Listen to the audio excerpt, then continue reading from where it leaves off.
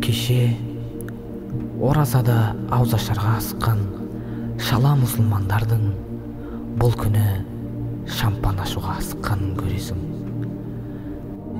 Шайтанды дұғамен атып түсіретін мұсылманның шайтанға қосылып сәлют атқанын да көресің. Қағбаға қызығып қарамайтын надандардың шыршаға қызығып қарағанын көресің. Қадыр түнін күтуге шамасы жетпегендердің бұл түнді ұйқысыз өткізгенін көресің.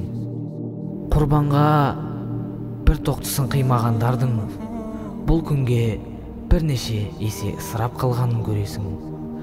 Қағбаның түбі Қадыр түні мен жұма намазында тілемеген дұғасын сағат 12-де тілегенін көресің.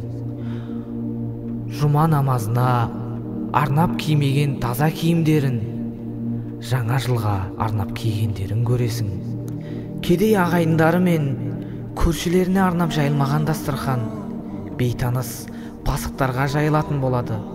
Мешітке жиналмайтындардың шырша мен мейрамхана ішінде мешіндей шулап жиналғанын көресің.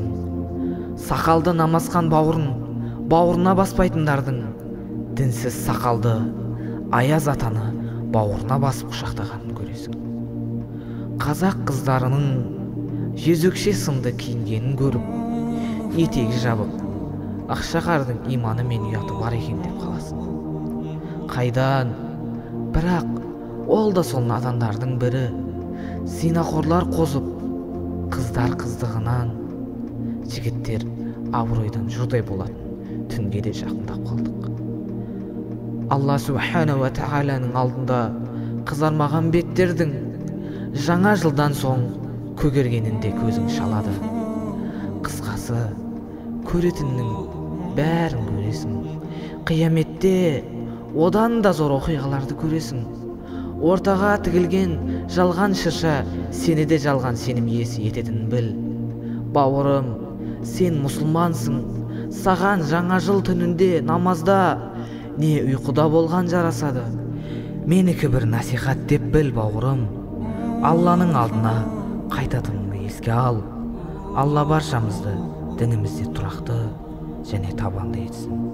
Ва ахири дa'wana анил хамдулилlah.